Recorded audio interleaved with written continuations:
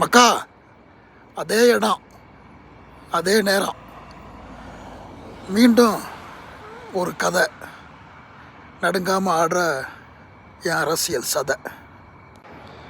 அரசியலுக்கு வர ஆன்றோர்களே, சான்றோர்களே, உரிமையுள்ள மண்ணின் மைந்தர்களே, உங்களுக்கு எனக்கான ஒரு கேள்வி, ரொம்ப அடிப்படையான கேள்வி தான்.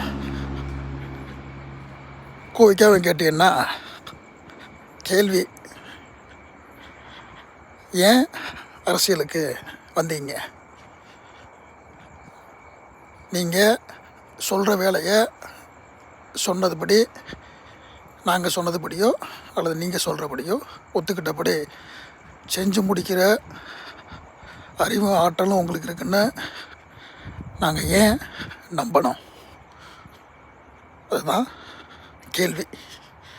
அரசியலுக்கு வரவங்களுக்கு ஏன் வாரீங்க, உங்களை நாங்கள் ஏன் நம்பணும்? இந்த ரெண்டு கேள்விக்கு தெளிவான, நிதானமான, விளக்கமான, நியாயமான, அறமான, தரமான, திறமான பதிலை ஒரு பக்கத்துக்குள்ளே எழுதி வாசிக்க முடியும்னா நீங்கள் எங்களுக்கான மகத்தான ஒரு அரசியல்வாதி அப்படின்றத நாங்கள் நம்புவோம்னு நான் சொல்ல ஆசைப்பட்றேன். அந்த மாதிரி முடியுமா? இல்லை என்ன அப்படிலாம் கேள்வி கேட்குற அப்படின்னு சொல்லி கோவப்படுவீங்களா? என்னை பார்த்து இந்த மாதிரி யாராவது ஒரு கேள்வி கேட்டால் எனக்கு கோபம் வராது, அறிவு வரும். அவனுக்கு எப்படி சொல்லணும் அப்படின்றத பற்றி யோசிக்க ஆரம்பிப்பேன். அந்த மாதிரி இந்த கேள்வியை நான் என்னையவே கேட்டு நான் வரேன்னா என்னென்ன கேள்விக்கு நான் பதில் சொல்லணும் அப்படின்றத நானே எழுதி வச்சு நானே படித்து பார்த்து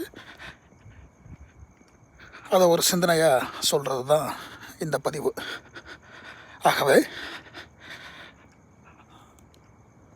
அரசாங்க ஆட்சி அதிகார